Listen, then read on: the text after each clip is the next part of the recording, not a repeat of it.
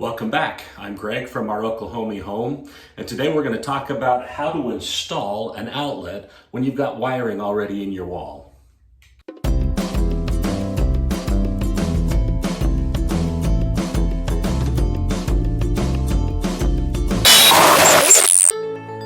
If you were with us before, you know that when we removed the built-in ironing board that was here, in fact, you can still see kind of where that was as we've started filling in drywall. But we left the wiring in the wall, and I hate having live wires in, so I'm going to go ahead and insert the box, electrical box. When you buy these boxes, you'll usually see new construction and old construction. New construction means you don't have any drywall in and you're usually nailing it right to the 2x4s. Old construction means if there's existing drywall there, you need to use these wings or something that it will attach directly to the drywall.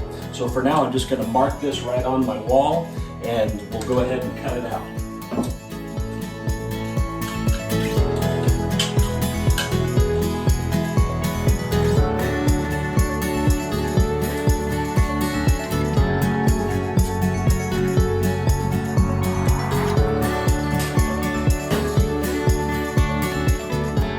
When we put in this drywall, I had marked on the wall, so I knew right where this wire was coming out, so I didn't have to guess. But now all I'm going to do is I'm going to take the box that you can get at any Home Depot or Lowe's. You want to get the old construction, meaning it's going into drywall that's already existing.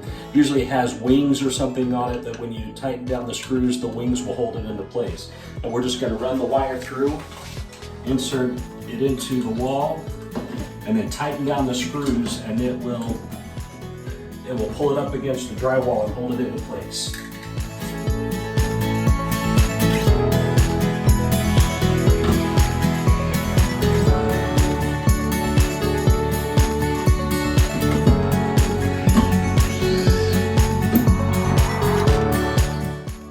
Because this is yellow wire coming out, we know that this is a 12 gauge wire rather than a 14. Typically you'll have either 12 gauge or 14 gauge coming out of your wall.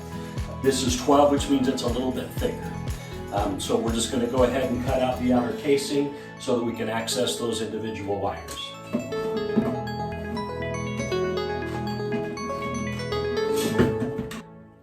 Now I'm just going to use my wire strippers. I'm going to use the 12 gauge setting since this is a 12 gauge wire, and I'm going to strip out the black and the white wire, the hot and the neutral.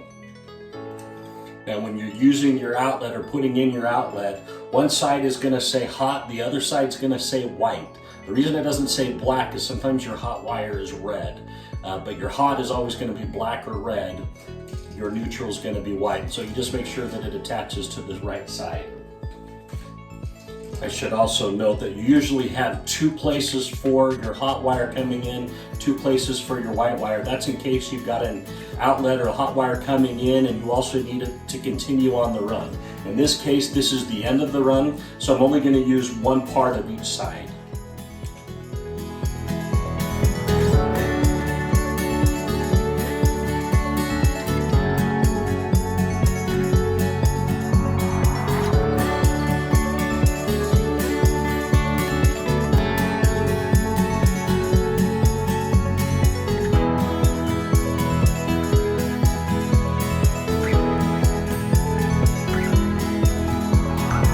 Darcy just pointed out that one thing that I should have pointed out was that you'll notice we put this outlet sideways. We're going to have cabinets here, which is why I haven't really touched up much of the drywall, because there's no need to. Everything's going to be covered either by cabinets or by backsplash.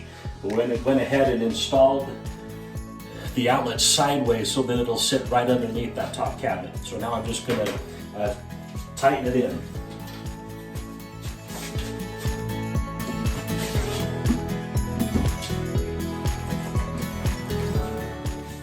Forgot I turned off the power to it. All right, let's try that again.